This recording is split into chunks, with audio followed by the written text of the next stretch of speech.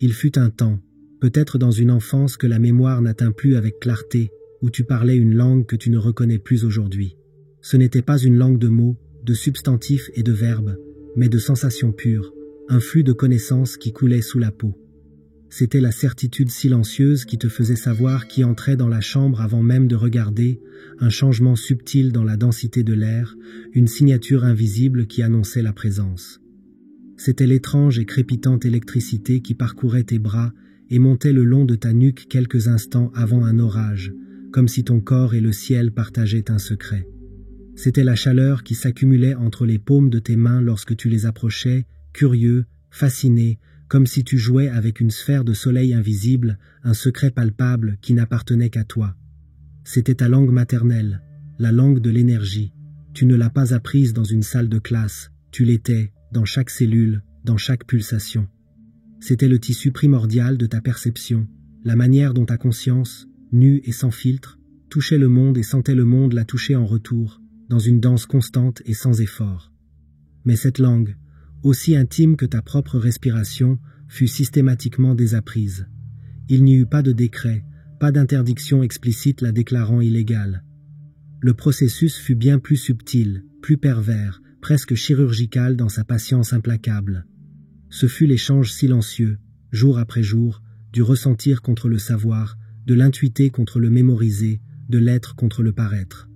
Les voix douces de ton corps, les murmures de ton instinct, furent progressivement noyés par le son strident et métallique des cloches d'école qui enseignaient que le temps n'était pas un flux vivant et cyclique, mais une série de blocs rigides et quantifiables. On t'enseigna que ton intuition sur une personne était un préjugé et que ton malaise dans un lieu était de l'imagination.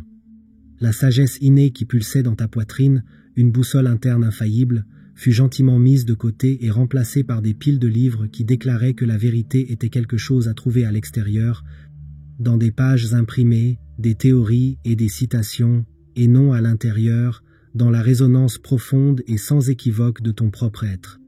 On te disait, avec un sourire condescendant, « Arrête d'imaginer des choses, ce fourmillement dans les mains, simplement une mauvaise circulation. » Ce frisson soudain le long de la colonne vertébrale en entendant une vérité profonde, dite par quelqu'un ou murmurée par ta propre âme, pure coïncidence, un spasme neurologique. Cette sensation viscérale qu'un lieu était lourd ou léger, qu'un environnement était chargé d'une douleur non dite, pure subjectivité, un défaut dans ta perception objective. Et toi, enfant, tu as appris la plus douloureuse des leçons, tu as appris à te méfier de toi-même. Ils avaient besoin de toi logique, pas intuitif, prévisible, pas puissant. Parce qu'une population qui se souvient comment communiquer avec son propre champ bioénergétique, qui rece la vérité avant qu'elle ne soit dite, est une population qui ne peut être facilement contrôlée, manipulée ou trompée. Un être humain qui parvient à réguler son propre état interne, qui sait comment trouver l'épicentre d'une tempête émotionnelle et transmuer son chaos en pouvoir concentré, n'a pas besoin d'être sauvé. Il n'est pas un consommateur vorace de distractions, car il trouve le contentement dans le silence intérieur. Il n'a pas besoin de systèmes externes pour lui dire comment se sentir, en quoi croire ou quoi désirer, car sa boussole intérieure pointe fermement vers son propre nord. Il n'a pas besoin d'eux. Et ainsi, la souveraineté énergétique, ton droit de naissance inaliénable, fut gentiment retiré de tes mains et remplacé par un manuel d'instruction pour une machine qu'ils insistaient que tu étais. Un corps de chair et d'os, une collection de pièces biochimiques, piloté par un cerveau qui génère des pensées aléatoires et erratiques comme un sous-produit de la chimie. Le plus grand mensonge ne fut pas de dire que l'énergie n'existait pas. Le plus grand mensonge fut de te convaincre que, même si elle existait, toi, dans ta petitesse humaine, n'étais pas digne ou capable de la sentir, d'interagir avec elle. Ils ont réduit le prana, le chi, la force vitale, à des caricatures de fantaisie, à des mysticismes de films d'arts martiaux ou à des fraudes de charlatans. Et le monde, méticuleusement entraîné à rire de son propre potentiel avant même de l'explorer, y a cru. Et en y croyant, il a fermé la porte de l'intérieur. Mais l'énergie n'est pas un article de foi. Ce n'est pas une croyance. C'est un fait de la perception, aussi réel que la solidité d'une pierre ou la chaleur du feu. Elle ne te demande pas de croire en elle, elle te demande seulement, patiemment, de ressentir. Et la vérité profondément dérangeante pour le monde du bruit est que tu l'as déjà ressentie. D'innombrables fois. Elle est là, À ce moment où tu entres dans un lieu et ton corps se contracte instantanément, tes épaules se haussent, ta respiration devient courte, sans raison logique apparente. Le mental cherche une cause, l'éclairage, la température, mais le corps a déjà lu la pièce et a rendu son verdict. Elle est là, dans la manière dont la présence d'une personne authentiquement calme peut faire taire une salle entière, comme une vague de tranquillité qui se propage et apaise le système nerveux de tous les présents sans qu'un seul mot ne soit dit. Elle est là, dans la trace qu'une émotion intense, comme une colère ou une douleur profonde, laisse dans l'air, un résidu palpable, une densité que ton esprit logique, désespéré de garder le contrôle, s'empresse de rejeter comme une impression. Tu as été entraîné à ignorer les données les plus importantes que tu recevais, à vivre à la surface bruyante et chaotique des pensées tandis qu'un océan d'informations se mouvait, silencieux, vaste et profond, juste sous tes pieds. La science occidentale, dans son arrogance matérialiste, n'a pas échoué à trouver l'énergie. Elle a choisi, délibérément, de ne pas chercher aux bons endroits. Elle a pris le scalpel de l'analyse et a divisé le corps de l'esprit de l'âme, l'observateur de l'observé, et a déclaré comme mythe, superstition ou anecdote tout ce qui ne tenait pas sur sa lame de microscope. Mais les traditions de sagesse les plus anciennes de l'humanité, les hermétistes égyptiens, les taoïstes chinois, les rishis védiques, les yogis de l'Himalaya n'ont pas commis cette erreur fatale. Non seulement ils ont reconnu cet océan intérieur, ils l'ont cartographié avec une précision impressionnante. Ils ont compris que la réalité n'est pas seulement ce que l'on voit, mais ce que l'on vibre. Et, plus important encore, ils ont découvert que cette vibration n'est pas un hasard du destin. Elle peut être entraînée, accordée, nettoyée et commandée. Non pas en des décennies d'isolement monastique, dans des grottes reculées, mais en des jours et des semaines d'attention concentrée et de pratique constante. Parce que ton corps n'est pas une cage de chair qui emprisonne un fantôme. C'est un canal vivant et résonnant. Et la redécouverte de cette vérité fondamentale n'est pas un processus d'apprentissage de quelque chose de nouveau et d'étrange. C'est un acte de remémoration de quelque chose de viscéral, quelque chose que tes os savent déjà. C'est le retour à la maison. Le point d'entrée de cette remémoration, le portail qui s'ouvre pour défaire des années de conditionnement et d'amnésie auto-imposée, est presque toujours le même. La simplicité désarmante. Il ne requiert pas de rituels complexes, de mantras secrets ou de visualisations grandioses. Il commence dans l'espace le plus proche, le plus accessible et le plus intime que tu possèdes, l'espace entre tes mains.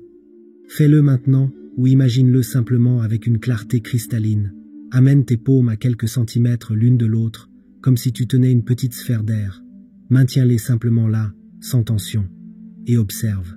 Le mental, impatient et accro aux stimuli, commencera à crier son répertoire de doutes. Je ne sens rien. C'est stupide. Quelle perte de temps. Combien de temps encore? J'ai mal au dos. Ignore-le. Reconnais cette voix, mais ne t'identifie pas à elle.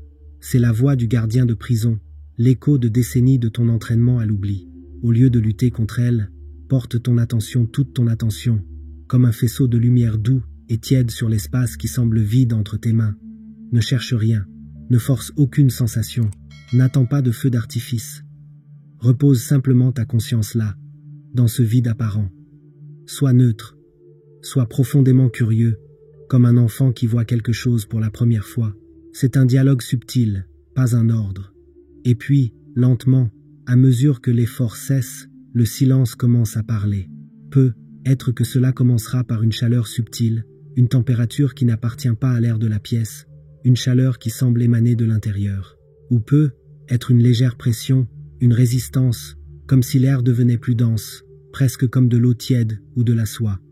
Ce peut être un picotement électrique, une statique vibrante, ou la sensation sans équivoque de magnétisme, un pôle qui pousse et un autre qui tire lorsque tu les déplaces délicatement, millimétriquement, pour les rapprocher et les éloigner. Reste là. Ne te presse pas de nommer. Ne cours pas pour analyser avec le mental logique. Ressens, tout simplement. Permets-toi d'être l'observateur pur de cette sensation. Cette expérience, aussi subtile soit-elle, est le premier mot de ta langue oubliée. C'est ton système nerveux périphérique, chargé de millions de terminaisons sensorielles, recevant enfin la permission de ta conscience de rapporter ce qui a toujours été là, le champ, ton champ bioénergétique. Ce n'est pas de l'imagination. L'imagination a besoin d'un effort actif pour être créée.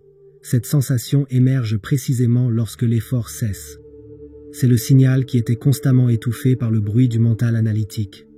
Et au moment où tu le ressens de manière sans équivoque, une fissure fondamentale, sismique, se produit dans la structure de la réalité qu'on t'a vendue.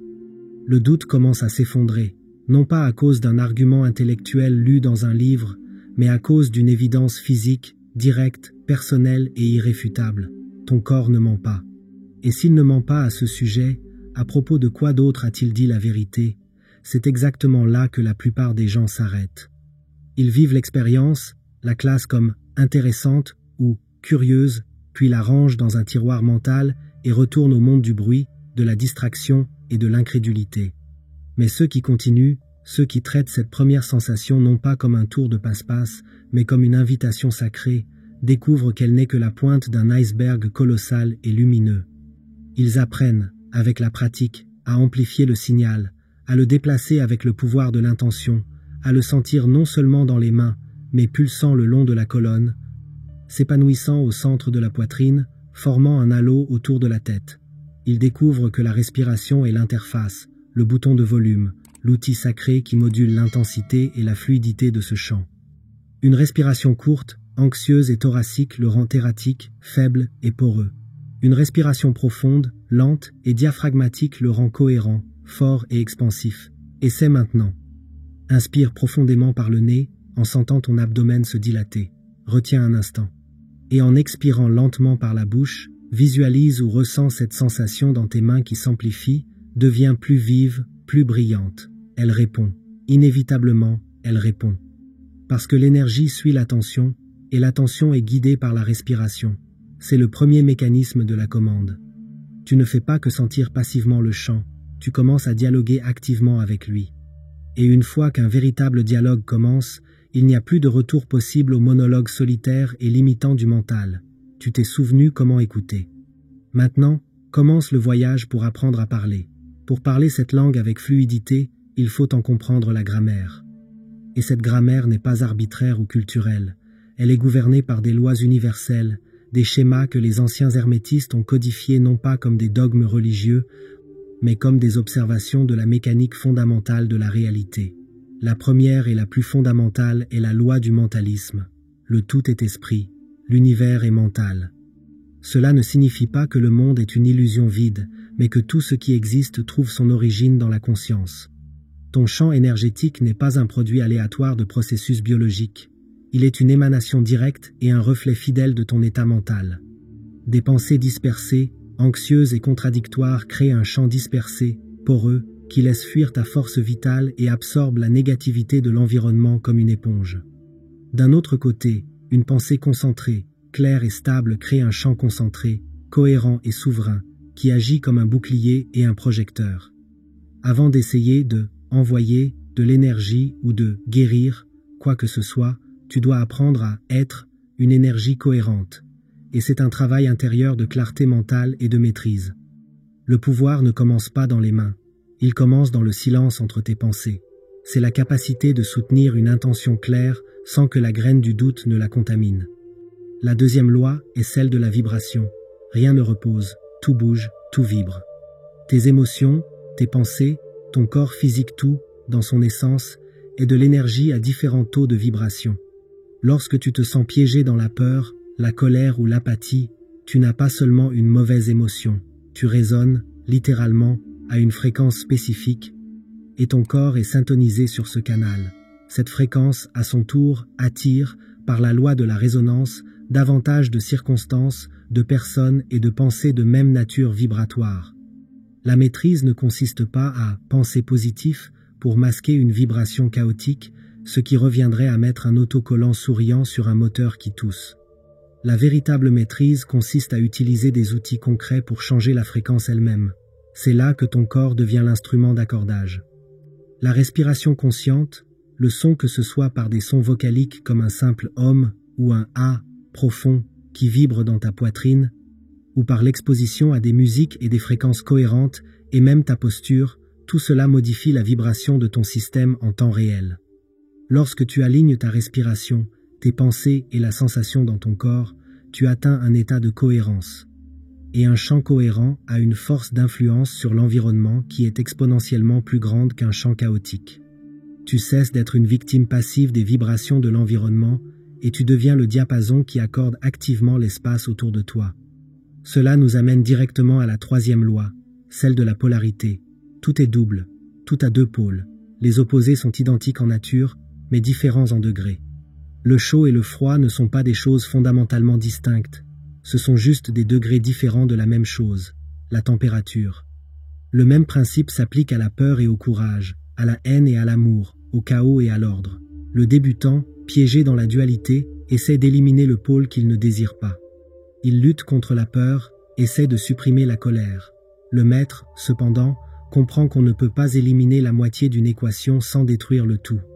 Au lieu de cela, il apprend l'art sacré de la transmutation énergétique, élever la vibration le long de la même échelle. Tu ne luttes pas contre la peur, tu la regardes en face, tu respires en elle, tu la reconnais comme une charge d'énergie brute et tu l'élèves, par la présence et la respiration consciente, jusqu'à ce qu'elle se transforme en préparation, en concentration et en excitation. Tu ne supprimes pas la colère, tu l'accueilles, tu retires le poison du jugement et de l'histoire personnelle jusqu'à ce qu'il ne reste que son carburant pur. La passion pour le changement est la force d'établir des limites saines. C'est le secret de l'alchimie intérieure. Tu ne détruis pas l'énergie, tu la purifies et la rediriges. Tu ne fuis pas la tempête, tu apprends à utiliser ces vents pour naviguer plus vite et plus loin. Ce ne sont pas seulement des idées philosophiques à contempler. Ce sont des principes opérationnels, un manuel d'utilisation pour ta conscience, et l'interface pour les appliquer, le pont entre l'immatériel et le matériel, c'est ton système nerveux. C'est le pont oublié entre le mental et le champ énergétique. Tu peux avoir l'intention la plus puissante du monde, mais si ton système nerveux est chroniquement bloqué en mode survie, sympathique, ton corps sera dans un état biochimique et électrique de contraction. Les canaux d'énergie seront fermés, ta respiration sera superficielle et ton champ sera dense, réactif et défensif. Tu transmettras, à chaque seconde, un seul et puissant message à l'univers, danger. Et l'univers, comme un miroir parfait, répondant à ta vibration, te renverra davantage de raisons de te sentir en danger. Le travail, alors, n'est pas de lutter, c'est de réguler, c'est d'apprendre, consciemment, à devenir le maître de ton propre état, à activer ton système nerveux parasympathique, l'état de repos et digestion, qui est aussi l'état de ressentir, recevoir et s'étendre. Cela se fait par des outils physiologiques qui calment le nerf vague, le grand chef d'orchestre de la tranquillité corporelle. Une respiration lente et profonde, où l'expiration est délibérément plus longue que l'inspiration, envoyant un signal de sécurité au cerveau. La méditation centrée sur la sensation corporelle, la présence dans l'ici et maintenant. Même un gargarisme vigoureux, fredonner ou une douche froide peuvent stimuler ce nerf et envoyer un signal de calme et de sécurité à chaque cellule de ton corps. Lorsque le système nerveux se calme, le corps se détend profondément, le mental s'apaise et les canaux d'énergie s'ouvrent. La cohérence s'établit. Dans cet état, et seulement dans cet état, l'énergie cesse d'être quelque chose que tu essaies de forcer ou de manipuler et devient quelque chose qui s'écoule à travers toi, comme une rivière. Tu deviens un conducteur de haute fidélité. Et c'est à partir de cette clarté de signal que tu commences non seulement à sentir la réalité, mais à l'influencer subtilement et profondément. Ta fréquence n'est pas une métaphore poétique, c'est une transmission littérale. À chaque seconde, tu émets un signal électromagnétique, une signature énergétique qui informe le monde sur la manière d'interagir avec toi. Ce signal est une composition complexe et multifacette de ton état mental, tes pensées dominantes, ton état émotionnel, tes vibrations prédominantes et ton état nerveux, ton niveau de sécurité ou de menace. Il marche devant toi, entrant dans les pièces avant toi, saluant les gens avant que tu ne parles. T'es-tu déjà demandé pourquoi certaines personnes semblent avoir une sorte de chance magnétique où les bonnes opportunités, les bonnes personnes et les bonnes ressources apparaissent simplement dans leur vie? Ou pourquoi d'autres, peu importe leurs efforts et leurs luttes, semblent toujours trouver des portes fermées, des frictions et des malentendus? Ce n'est ni la chance ni la malchance, c'est la résonance. Un champ cohérent, clair, stable et expansif attire magnétiquement des expériences et des personnes de résonance similaires. Un champ chaotique, réactif, contracté est rempli de doutes, repousse les opportunités et crée des frictions inutiles. Cela déplace l'épicentre de ton travail du monde extérieur vers ton univers intérieur. La question la plus importante de ta journée cesse d'être « Qu'est-ce que je dois faire ?» et devient « À quelle fréquence dois-je être ?» Avant la réunion importante, tu ne te contentes pas de relire tes notes. Tu consacres 5 minutes à réguler ta respiration, à sentir tes pieds sur le sol et à stabiliser ton chant, entrant dans la salle à partir d'un état de calme et de confiance. Avant une conversation difficile, tu ne répètes pas les arguments et les contre-arguments. Tu t'ancres dans ton centre, nettoyant ton champ de toute réactivité afin de pouvoir projeter clarté et compassion. Tu cesses d'essayer de contrôler le monde, une tâche épuisante et impossible, et tu commences à gérer ton signal, sachant que le monde répondra à ce qui est transmis avec le plus de clarté et de constance. C'est cela le vrai pouvoir. Non pas le pouvoir de dominer, qui est fragile, mais le pouvoir d'influencer par la présence. Les gens ne répondent pas à ce que tu dis, ils répondent à l'énergie derrière ce que tu dis. Et quand ton énergie est cohérente, tes mots ont du poids, ta présence a de la gravité et tes intentions se manifestent avec une fluidité qui semble magique pour ceux qui observent de l'extérieur, mais qui pour toi n'est que la conséquence naturelle de l'harmonie intérieure. Le voyage vers cette maîtrise se construit sur une fondation de discipline invisible. Le monde applaudit le spectacle, la réussite visible, le résultat final, mais il célèbre rarement, voire jamais, le processus silencieux, constant et souvent solitaire qui rend tout cela possible. Personne ne te félicitera pour le jour où, sentant l'anxiété monter, tu as choisi de t'asseoir en silence pendant 10 minutes au lieu de prendre ton téléphone pour t'anesthésier. Personne ne te donnera un prix pour avoir respiré profondément et maintenu ta cohérence au lieu d'exploser dans une dispute qui n'aurait apporté que plus de chaos. Personne ne verra le travail que tu fais, seul dans ta chambre, pour nettoyer ton champ énergétique après une journée chargée, pour affiner ton signal, pour maintenir ta souveraineté dans un monde qui essaie constamment de détourner ton attention et ton énergie avec la peur et l'indignation. Et c'est là l'épreuve finale. Peux-tu rester engagé envers ce que personne d'autre ne voit? Peux-tu trouver une valeur profonde dans le travail qui ne génère pas de validation externe immédiate, qui ne rapporte ni like ni applaudissements? Car c'est dans cet espace sacré, dans la discipline de l'invisible, que le vrai pouvoir se forge. Il ne s'agit pas de méditer pendant des heures, il s'agit de la constance des instants. C'est le choix, répété des dizaines de fois par jour, de revenir au centre, d'aligner la respiration, de nettoyer le bruit mental, d'être le gardien conscient et zélé de ta propre fréquence. C'est traiter ton énergie non pas comme une ressource infinie et banale, mais comme ton bien le plus précieux, et cesser de tolérer les personnes, les environnements, les informations et les habitudes qui la drainent, la contaminent ou la diminuent. Ce chemin est solitaire au début, car tu apprendras à parler couramment une langue que les autres autour de toi ne parlent pas encore. Ils ne comprendront pas pourquoi tu es devenu plus calme, plus sélectif, plus présent, moins réactif. Mais avec le temps, ils n'auront pas besoin de comprendre, ils le sentiront. Ils sentiront le calme que ta présence irradie, la clarté dans ton regard, la résonance dans ta voix. Ils verront comment la vie semble se plier doucement autour de toi, non pas parce que tu la forces, mais parce que tu as appris à danser avec elle en parfaite harmonie. En fin de compte, la vérité la plus profonde est la suivante. Tu n'as jamais perdu ce pouvoir. Il ne t'a jamais été, en réalité, enlevé. Il a seulement été enterré, comme un trésor, sous d'épaisses couches de bruit, de doute, de peur et d'oubli. Chaque pas sur ce chemin ne vise pas à acquérir quelque chose que tu n'as pas, mais à enlever ce qui n'est pas à toi. C'est désapprendre les mensonges, désinstaller les programmes de limitation, faire taire les voix extérieures et, enfin, écouter l'écho retentissant de ta propre vérité silencieuse. Tu n'es pas ici pour devenir un maître de l'énergie. Tu es ici pour te souvenir que tu en es déjà un. La souveraineté que tu cherches n'est pas dans un futur lointain ou au sommet d'une montagne. Elle est ton état naturel, ta configuration d'usine, attendant patiemment sous la surface de ton moi conditionné. Le pouvoir suprême n'est pas de plier la réalité à ta volonté, un acte de l'ego qui crée de la résistance. C'est d'aligner ta volonté de manière si parfaite, si intime, avec le flux de l'univers qu'il n'y a plus de distinction entre les deux. C'est de réaliser, à un niveau cellulaire, que tu n'es pas une goutte nerveuse et séparée dans l'océan, mais l'océan entier pulsant sous la forme d'une goutte. Et quand tu vis à partir de cet endroit, à partir de cette cohérence inébranlable, tu n'as plus besoin de t'efforcer de façonner le monde. Tu deviens le centre de gravité silencieux, autour duquel un nouveau monde, plus vrai, plus beau et plus résonnant, s'organise silencieusement. Le secret n'a jamais été à l'extérieur, il a toujours été à l'intérieur. Non pas comme une possibilité lointaine, mais comme une certitude endormie.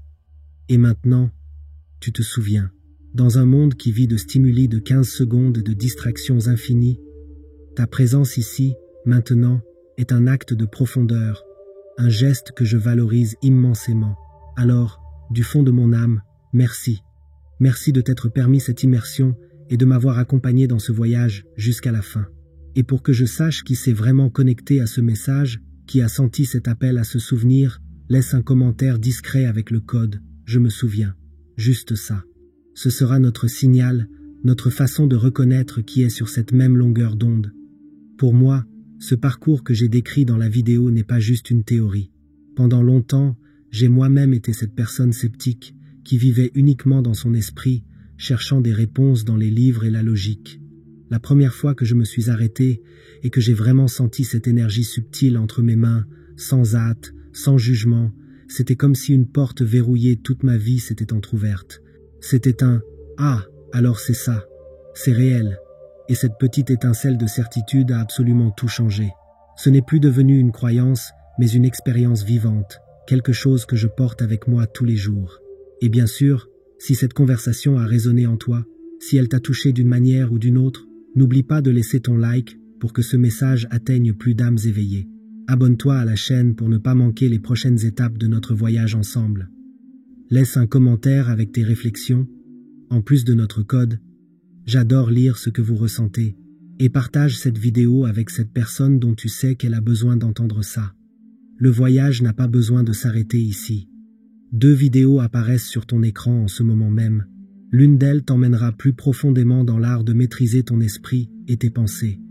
L'autre te guidera à travers les outils pratiques pour sentir et mouvoir ton énergie au quotidien. Je ne vais pas te dire laquelle est laquelle. Fais confiance à ton intuition. Cette même intuition dont nous avons parlé aujourd'hui. Ressens laquelle t'appelle le plus maintenant et clique. Ton voyage continue.